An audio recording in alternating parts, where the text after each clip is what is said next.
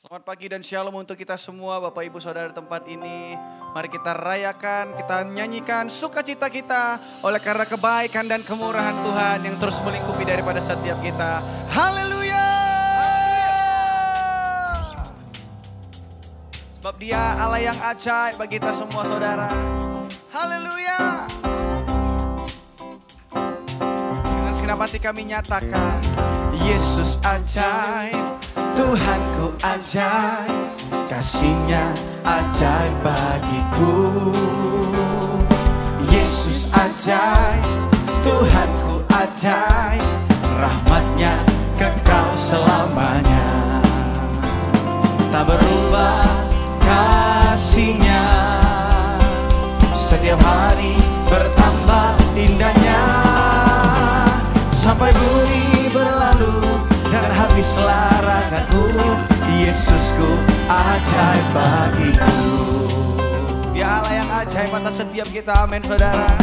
Yesus ajaib, Tuhanku ajaib, kasih-Nya ajaib bagiku. Bagi saya dan saudara, Yesus ajaib, Tuhanku ajaib, rahmat-Nya kekal selamanya. Tak berubah kasih-Nya, setiap hari bertambah indahnya. Sampai bumi berlalu dan habislah ragaku, Yesusku ajaib bagiku. Amin. Yesus ajaib, Dia berkuasa.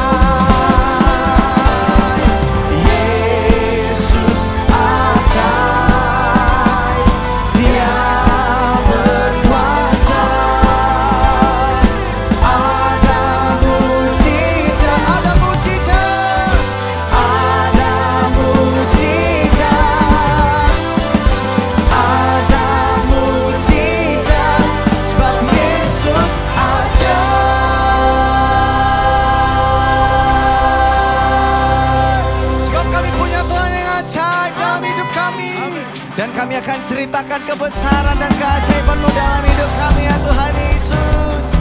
Haleluya.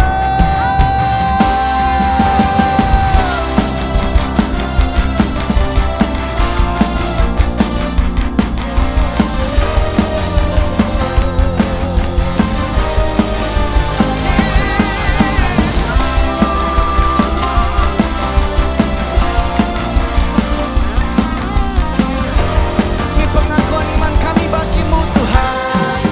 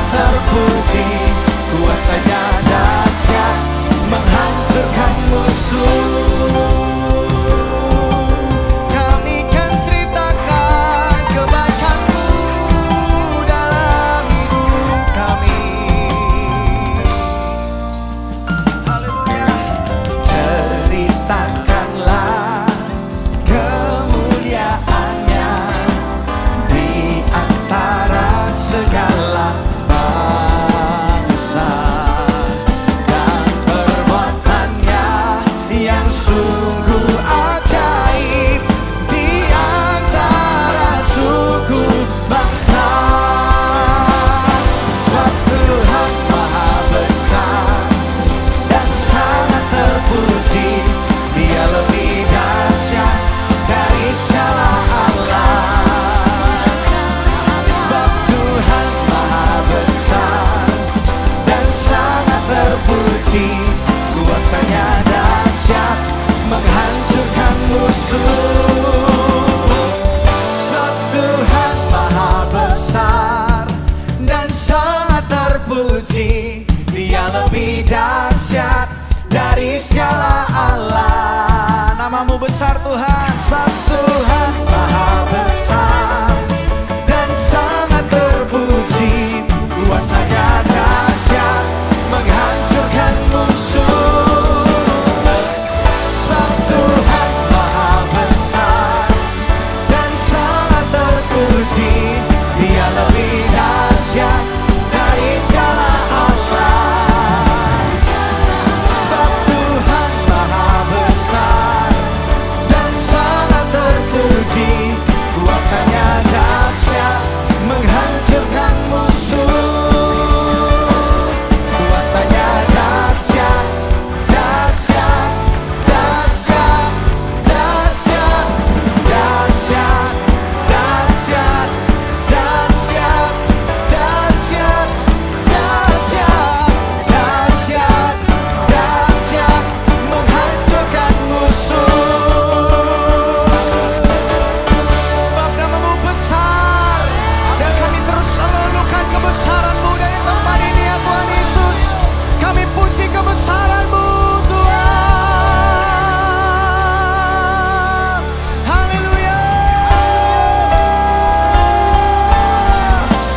Ku nyanyi Hosana bagi Rajaku yang duduk di tahta. Aku muliakan dan ku agungkan, Kau layak disembah. Kami nyanyi Hosana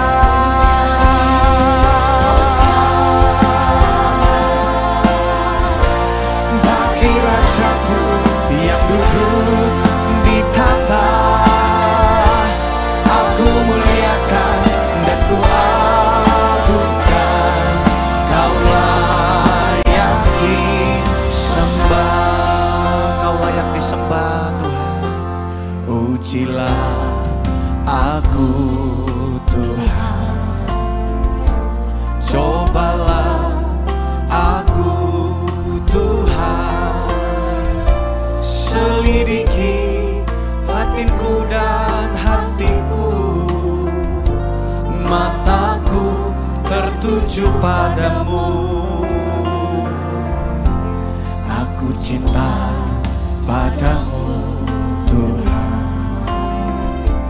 aku rindu hadirat-Mu Tuhan.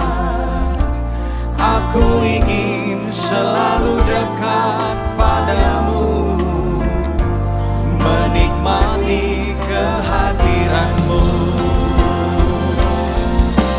Ku nyanyi Hosana bagi Rajaku yang duduk di tahta. Aku muliakan dan ku agungkan, Kau layak disembah.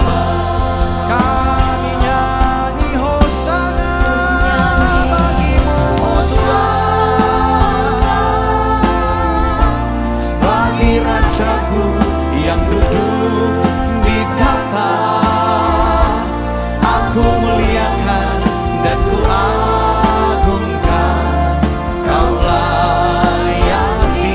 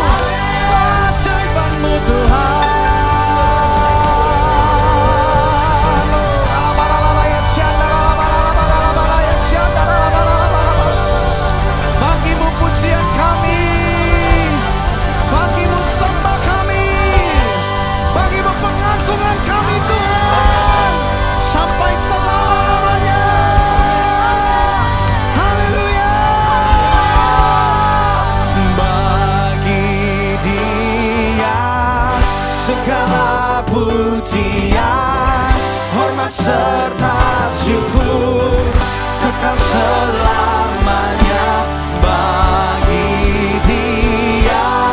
Segala pujian, hormat serta syukur selama-lamanya hanya bagimu, bagi Dia.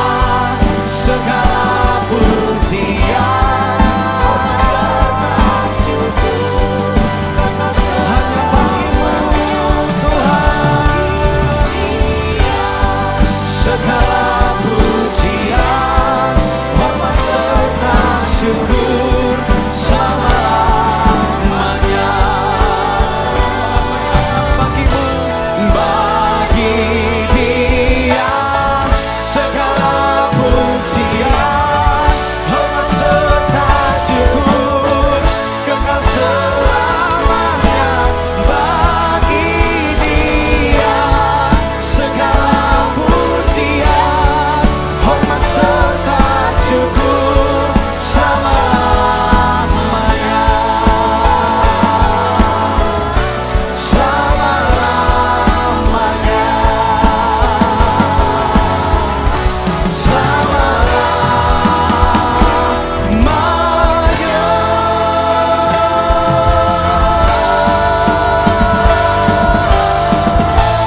Hanya bagimu Yesus, bagimu segala pujian, bagimu segala hormat, bagimu segala kemuliaan, kekal sampai selama-lamanya. Di dalam nama Tuhan Yesus bersama kita nyatakan, amin, haleluya. Tiba saatnya kita akan bersama-sama mendengarkan pesan firman Tuhan yang disampaikan oleh Bapak Pembina Rohani kita, Bapak Pendeta Dr. Insinyur Niko Nyotor Harjo, selaku Gembala Jemaat Induk GBI Gatot Subroto. Tuhan Yesus memberkati.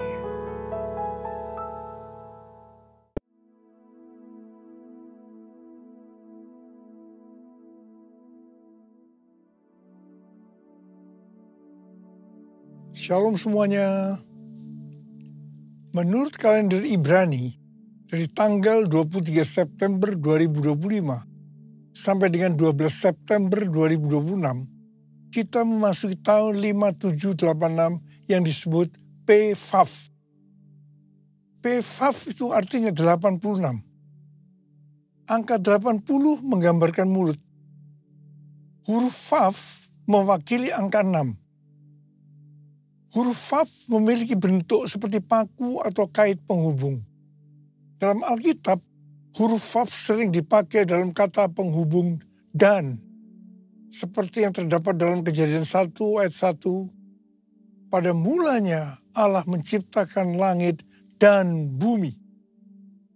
Jadi huruf VAV ini menggambarkan terhubungnya Allah dan umat manusia dalam sebuah perjanjian, covenant. Saya percaya sebagai umat perjanjian, hari-hari ini kita harus semakin terhubung dengan Allah, makin intim dengan Dia. Angka 6 berbicara tentang manusia, karena Tuhan menciptakan manusia pada hari ke-6. Kejadian 1 ayat 26 sampai 31. Jadi angka 6 seperti menggambarkan upaya atau kekuatan manusia. Saya percaya melalui pengertian tahun 5786 atau PVAV, Tuhan menuntun kita untuk sampai kepada penyelesaian amanat agung 2033. Saya akan mengingatkan bahwa goal kita menjadi orang percaya sesuai dengan Roma 8 ayat 29 adalah menjadi serupa dengan gambar Yesus. Artinya kita harus menjadi murid Tuhan Yesus. Sesuai dengan 1 Yohanes 2 ayat 6. Siapa yang mengatakan bahwa ia tinggal di dalam Dia, ia wajib hidup sama seperti Kristus telah hidup. Kalau kita hidup sama seperti Kristus telah hidup, maka kita akan menjadi serupa dengan gambarnya, yaitu murid Tuhan Yesus. Tugas utama kita sebagai murid Tuhan Yesus tanpa melihat profesi kita sesuai dengan Matius 28 ayat 19 dan 20 adalah menjadikan semua bangsa murid Tuhan Yesus. Yang artinya menyelesaikan amanat agung. Salah satu jawaban Tuhan Yesus ketika ditanya oleh murid-muridnya tentang tanda kedatangannya dan tanda akhir zaman terdapat dalam Matius 24 ayat 14 yang berkata, dan Injil kerajaan ini akan diberitakan di seluruh dunia menjadi kesaksian bagi semua bangsa. Sesudah itu barulah tiba kesudahannya. Dengan perkataan lain dikatakan bahwa kalau amanat agung sudah selesai, maka sesudah itu Tuhan Yesus datang. Kata sesudah itu artinya tidak ada yang tahu kapan. Bisa 1 hari, 1 minggu, 1 bulan, 1 tahun, atau beberapa tahun. Yang jelas tidak akan lama. Sebab Tuhan Yesus berkata, aku datang segera. Jadi kalau Tuhan Yesus berbicara kepada banyak organisasi dan aliran kekristenan yang mereka yakin bahwa goal untuk menyelesaikan amanat agung tahun 2033, itu tidak berarti bahwa Tuhan Yesus pasti datang tahun 2033. Itu tidak alkitabiah. Tetapi kalau dikatakan tahun 2033 itu Tuhan Yesus bisa datang, itu alkitabiah. Sebab kedatangannya bisa sewaktu-waktu. Yang jelas Tuhan Yesus berpesan sangat kuat kepada kita. Waktu kedatangannya sudah sangat dekat. Kita harus makin sungguh-sungguh dengan Dia. Hosana, Hosana, datanglah Tuhan Yesus. Hosana, Hosana, ku merindukanmu.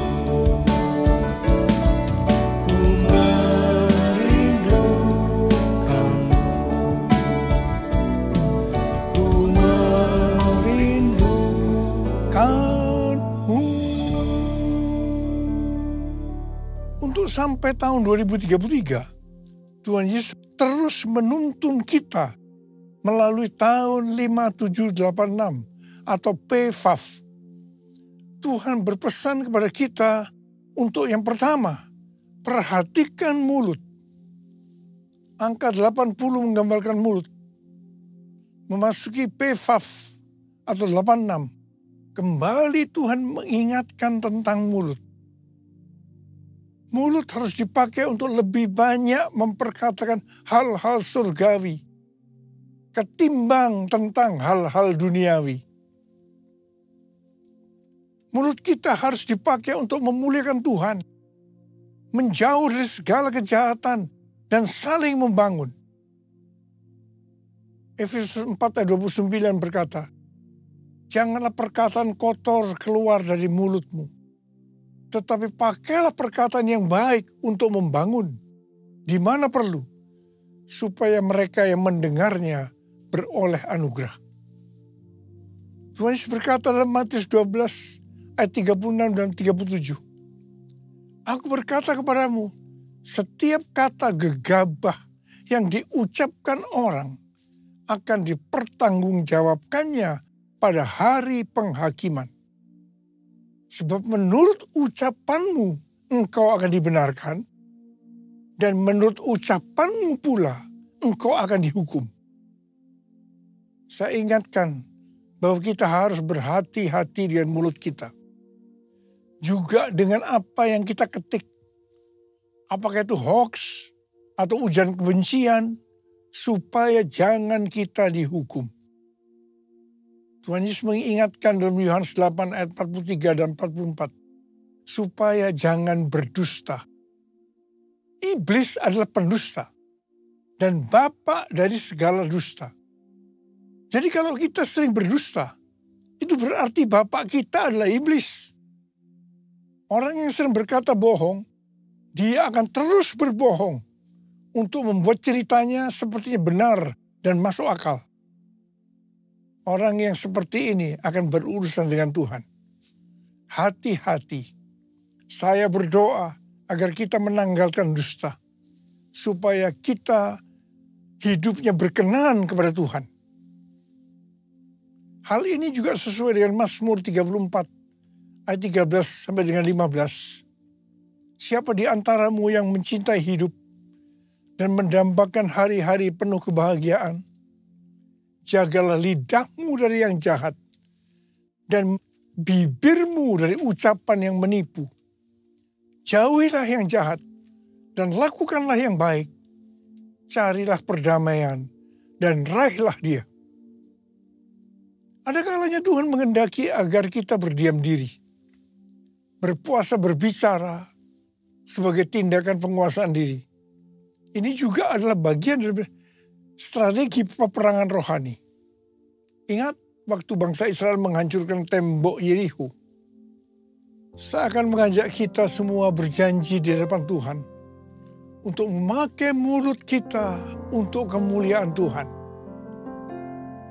Mulutku penuh dengan pujian kepadamu ya Yesus Tuhan.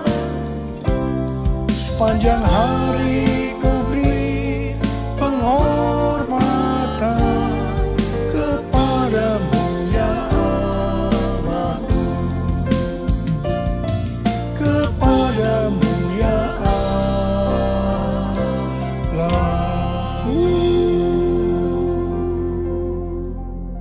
Huruf Vav yang mewakili angka 6 memiliki bentuk seperti paku atau kait penghubung. Huruf Vav ini menggambarkan terhubungnya Allah dengan umat manusia melalui Tuhan Yesus Kristus. Jadi supaya manusia terhubung dengan Allah, artinya manusia mendapatkan keselamatan, Tuhan Yesus harus mati dengan penderitaan yang luar biasa. Betapa baiknya Tuhan Yesus. 1 Korintus 6 ayat 19 dan 20 berkata, atau tidak tahukah kamu bahwa tubuh kamu semua adalah bait Roh Kudus yang tinggal di dalam kamu, roh yang kamu peroleh dari Allah, dan bahwa kamu bukan milik kamu sendiri, sebab kamu telah dibeli dan harganya telah lunas dibayar. Karena itu muliakanlah Allah dengan tubuhmu. Keselamatan yang kita peroleh adalah karena kasih karunia Allah. Bukan karena perbuatan baik kita yang kita responi dengan kita beriman kepadanya. Pada saat kita percaya kepada Tuhan Yesus sebagai Tuhan dan Juru Selamat kita, maka Roh Kudus masuk ke dalam hati kita. Harap diperhatikan, tubuh kita ini bukan milik kita sendiri. Tubuh ini miliknya Tuhan Yesus. Karena Tuhan Yesus telah membeli kita dari penguasa kita yang lama, yaitu iblis. Tuhan Yesus membeli kita dengan darahnya, dengan nyawanya, dan harganya telah lunas dibayar. Tuhan Yesus membeli kita dari tuan kita yang lama, dengan harga yang sangat mahal, yaitu dengan darahnya, nyawanya. Dan keselamatan yang Tuhan Yesus sediakan bagi kita diberikan secara cuma-cuma. Melalui kasih karunia. Bukan karena perbuatan baik kita, asal kita beriman kepadanya. Menerima Yesus sebagai Tuhan dan Juru Selamat kita. Tuhan Yesus berpesan, muliakanlah Allah dengan tubuh. Jangan ada yang berkata, mulut-mulut saya sendiri, tangan-tangan saya sendiri, uang-uang saya sendiri. Saya bisa mempergunakan semua sesuai kemauan saya sendiri. Ini tidak benar. Sekali lagi saya mau katakan, tubuh ini bukan milik kita sendiri, tetapi miliknya Tuhan Yesus. Muliakanlah Allah dengan tubuh. It's all about you. It's all about you. It's all about you, Jesus.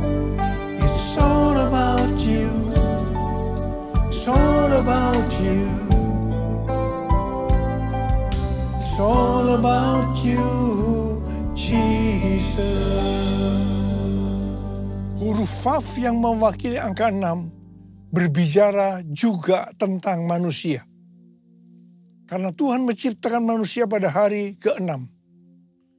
Jadi angka 6 dapat menggambarkan upaya atau kekuatan manusia. Dalam Yakobus 4 ayat 6 dikatakan, Allah menentang orang yang congkak, tetapi memberi anugerah kepada orang yang rendah hati. Orang yang sombong atau congkak itu artinya orang yang tidak memiliki kasih. 1 Korintus 13 ayat 1 sampai 3 berkata, sekalipun kita dapat berbicara dalam semua bahasa manusia dan bahasa malaikat, sekalipun kita mempunyai karunia untuk bernubuat, sekalipun kita mengetahui segala rahasia dan memiliki seluruh pengetahuan, sekalipun kita memiliki iman yang sempurna untuk memindahkan gunung, sekalipun kita membagi-bagikan segala sesuatu yang ada pada kita, bahkan menyerahkan tubuh kita untuk dibakar, tetapi jika tidak memiliki kasih, kita sama sekali tidak berguna. Bukan rahasia lagi, kejatuhan kita termasuk hamba-hamba Tuhan dikarenakan kesombongan. Pada suatu hari, hamba Tuhan yang adalah rekan saya yang dipakai Tuhan datang kepada saya bercerita tentang penyakit yang dideritanya. Sudah berbulan-bulan dia mengalami tekanan dalam hidupnya. Waktu dia bercerita kepada saya, tiba-tiba Tuhan berbicara kepada saya untuk disampaikan kepada teman saya lain. Saya bilang, kalau kita mau dipakai Tuhan dengan lebih dahsyat, maka kita harus dilemahkan. Dia memandang saya. Dan sambil menunjuk kepada saya, dia berseru dengan suara keras, yes, yes, yes. Ini berarti dia sudah mendapat jawabannya. Sebetulnya kata-kata yang Tuhan berikan kepada saya, ini adalah pengalaman dari Rasul Paulus. Kesaksian Rasul Paulus dalam 2 Korintus 12 ayat 1 sampai 10. Bahwa dia diangkat ke surga tingkat 3 atau Firdaus. Dia mendengarkan kata-kata yang tidak terkatakan, yang tidak boleh diucapkan manusia. Ini pernyataan yang luar biasa. Supaya jangan sombong. Dengan pengalaman yang luar biasa ini, dia diberi duri dalam daging, yaitu utusan iblis yang menghantam dia. Rasul Paulus sudah 3 kali minta kepada Tuhan untuk dilepaskan dari ini. Namun jawaban Tuhan, cukuplah anugerahku bagimu. Sebab justru dalam kelemahanlah kuasaku jadi sempurna. Rasul Paulus menerima dengan rela untuk dilemahkan. Dia bilang, aku senang dan rela dalam kelemahan, di dalam siksaan, di dalam kesukaran, di dalam penganiayaan, dan kesengsaraan karena Kristus. Sebab jika aku lemah, maka aku kuat. Dari kesaksian Rasul Paulus ini jelas, penyebab utama dari hamba Tuhan tidak bisa dipakai oleh Tuhan lebih lagi adalah karena kesombongan. Kalau dia rela dilemahkan, Tuhan pakai lebih lagi. Tetapi jika tidak, semuanya selesai. I bless your name, I bless your name, I give you honor, give you praise. You are the life, the truth, the way. I bless your name, I bless your name, I bless your name, I bless your name. Tahun 2000, saya mengalami tekanan berat dalam pelayanan saya. Saya berteriak kepada Tuhan, dan Tuhan menjawab, kamu sombong, kamu arogan. Saya tidak mau berdalih dengan Tuhan. Saya minta ampun dan saya tanya, apa yang harus saya perbuat? Yang pertama, turunkan nama gereja yang kamu bangga-banggakan. Dan hal yang kedua, kamu minta maaf kepada gereja-gereja dan kepada hamba-hamba Tuhan lainnya. Saudara, untuk melakukan ini tidak mudah. Betul-betul harus punya niat untuk merendahkan diri.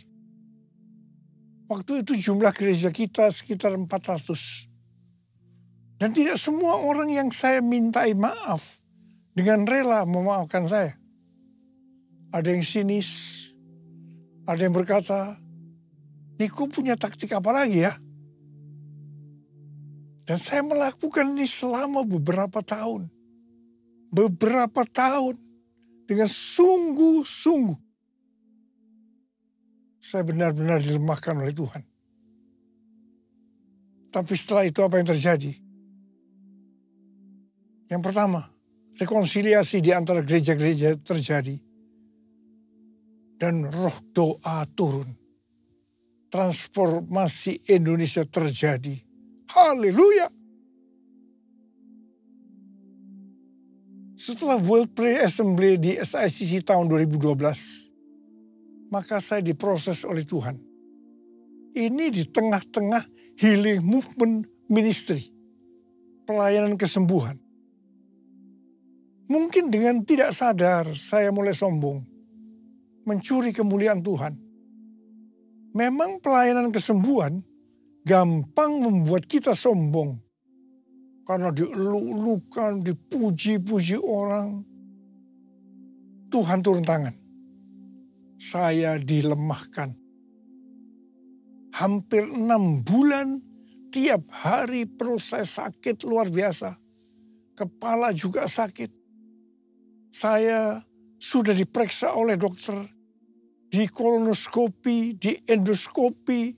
Tetapi tidak ada penyakitnya. Tiap kali saya berkhotbah, menyanyikan pujian penyembahan, itu selalu ada di tengah-tengah kesakitan. Dan saya selalu berkata, kapan ya selesainya tugas saya ini? Jadi tidak ada kesempatan untuk saya menjadi sombong. Malah kalau boleh menawar, saya mau istirahat dulu dari pelayanan ini. Tapi tidak bisa, karena Tuhan terus menyuruh saya terus melayani. Setelah 6 bulan saya diproses seperti itu. Pada tahun 2013 saya disuruh Tuhan untuk mendeklarasikan Pentakosta ketiga. Haleluya.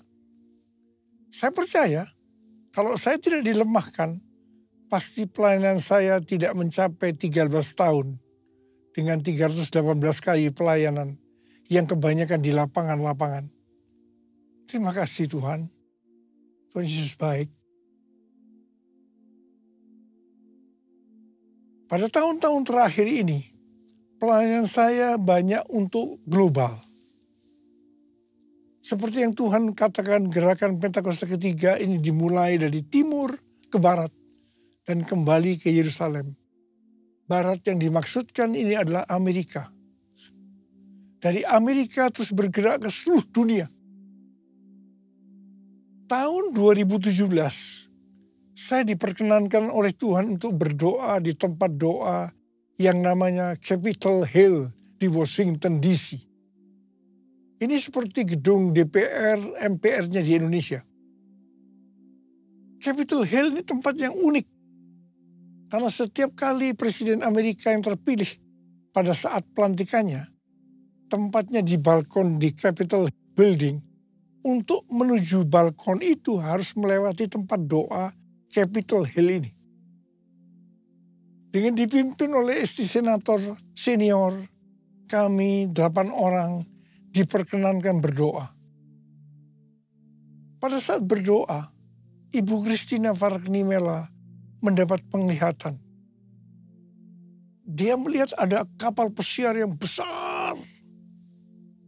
Dan dia melihat di pantai ada saya pakai dasi kupu. Tetapi yang menarik, Ibu Christina melihat saya sangat kecil. Jadi kalau saya mengarahkan tangan saya ke kapal itu untuk ke kanan, maka kapal itu akan ke kanan. Kalau saya mengarahkan untuk ke kiri, maka kapal itu ke kiri. Tuhan memberi pengertian bahwa kapal itu berbicara tentang Amerika. Saya diberi tugas untuk mengarahkan Amerika untuk kebangunan rohani. Saya diperkenankan mengarahkan arah kapal itu selama saya kecil. Dengan berjalannya waktu, saya tidak sadar Niko yang kecil tadi berubah menjadi besar.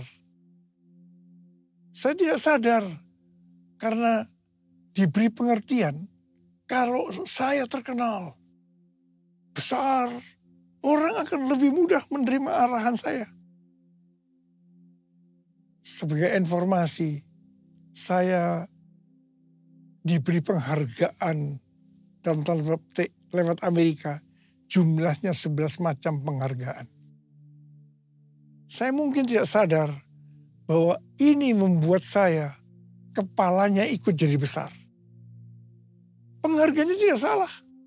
Yang salah adalah saya dalam merespon penghargaan itu. Akhirnya Tuhan turun tangan.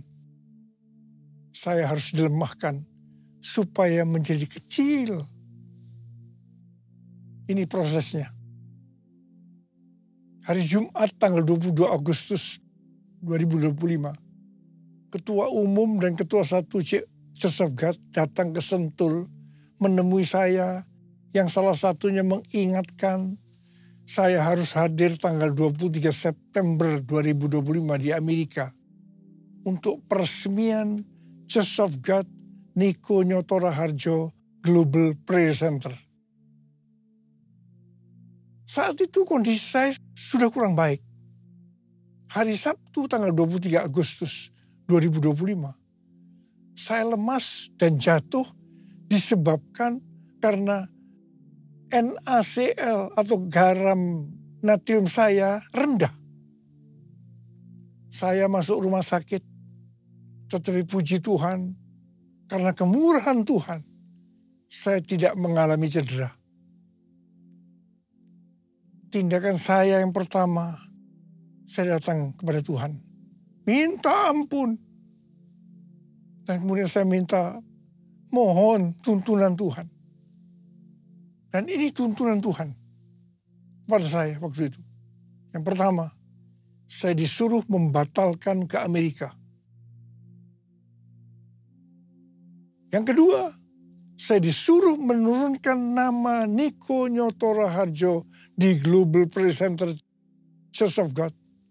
Karena itu akan mencuri kemuliaan Tuhan. Dan yang ketiga, saya juga disuruh membatalkan pelayanan-pelayanan besar lainnya. Saya bilang sama Tuhan, Bapak, saya akan taat. Ampuni hamba-Mu ini yang tidak peka. Biar hamba-Mu kembali jadi kecil. Dan Engkau yang bertambah besar. Dan Engkau izinkan hamba-Mu ini sampai tahun 2033. Bapak, kami bersama-sama mau angkat tangan di hadapan-Mu. Yang pertama-tama ampuni hamba-Mu, Abah. Ampuni hamba-Mu. Ampuni kami semua. Tuhan, terima kasih. Terima kasih. Terima kasih. Izinkan kami semua, Tuhan, untuk bisa menyelesaikan amanat agung sampai tahun 2033. Bapak, berkat-Mu turun ke atas kami semua. Ya Tuhan. Ya Bapa, ya Bapa, ya Bapa. Yesus, ku sembahkan sujud di hadapan-Mu, keinginan dalam hidupku hanya untuk menyembah-Mu. Yesus,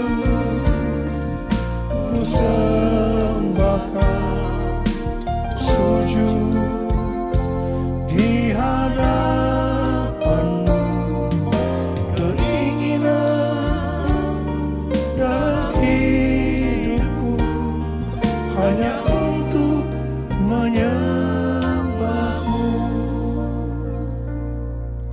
hanya untuk menyembahmu.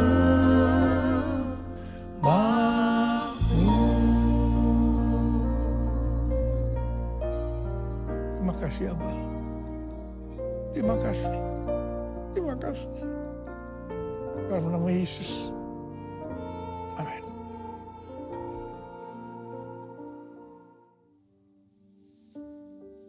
Kita akan masuk dalam perjamuan kudus.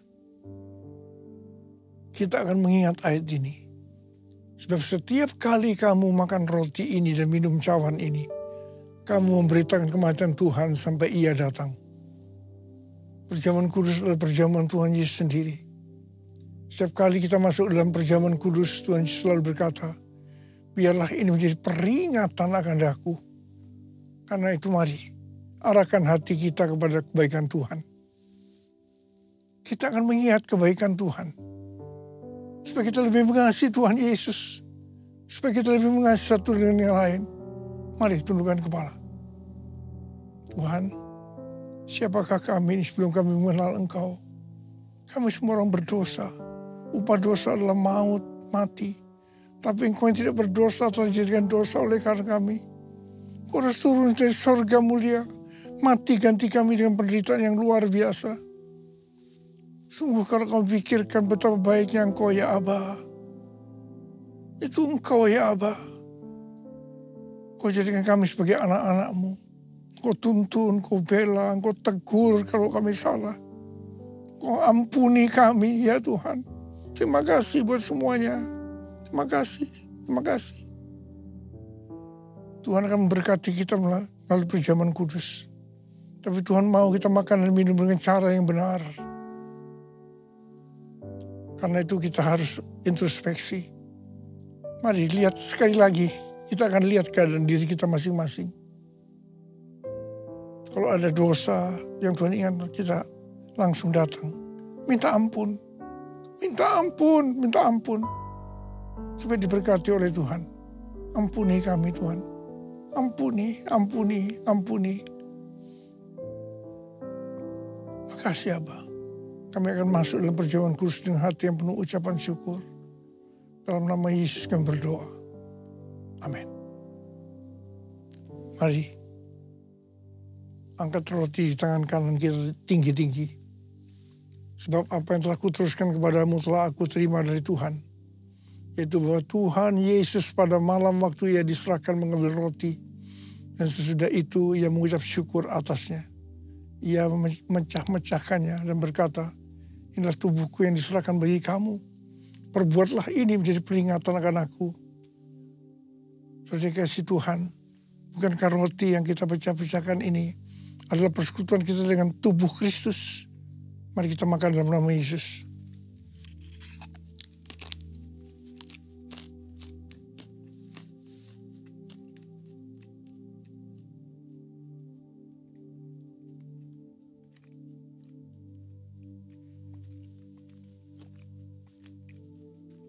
Angkat cawan di tangan kanan kita tinggi-tinggi. Demikian juga yang mengambil cawan sesudah makan lalu berkata, cawan ini adalah perjanjian baru yang dimeteraikan oleh darahku. Perbuatlah ini setiap kali kamu meminumnya menjadi peringatan akan aku. Saudara yang dikasih Tuhan, bukankah cawan pengucapan syukur yang atasnya kita ucapkan syukur adalah persekutuan kita dengan darah Yesus. Mari kita minum dalam nama Yesus.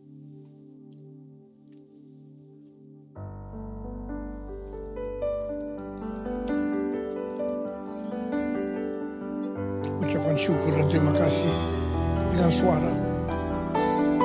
Jangan diam. Tuhan terima kasih ya Tuhan. Tuhan terima kasih ya Tuhan. Terima kasih ya Tuhan. Terima kasih. Urialala makana mayarala wala wala wala. Urialala wala wala wala wala wala wala wala wala. Yesus. Yesus, Yesus, Yesus, Yesus, Yesus, Yesus, Yesus. Oh, bala bala bala bala bala bala bala bala bala. Maria bala bala bala bala bala.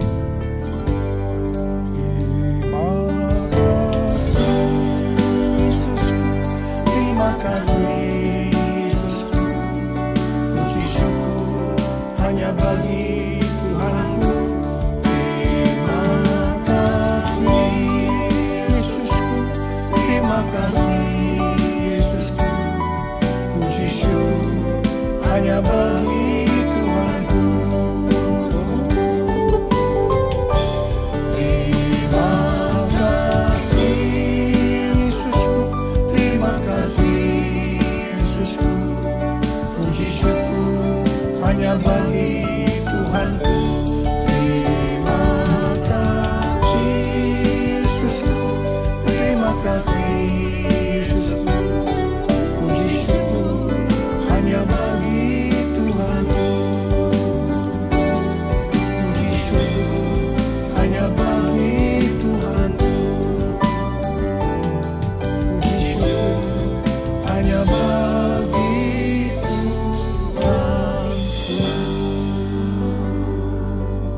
Terima kasih. Terima kasih Abba. Terima kasih. Terima kasih. Sekarang terima berkat Tuhan. Kasih karunia berlimpah-limpah daripada Allah Bapa di dalam Anak yang tunggal Yesus Kristus. Persekutuan yang manis dengan Roh Kudus menyertai kita semua. Mulai hari ini sampai Tuhan Yesus datang menjemput kita di awan-awan. Dan bahkan sampai selama-lamanya. Yang percaya bersama-sama katakan amin.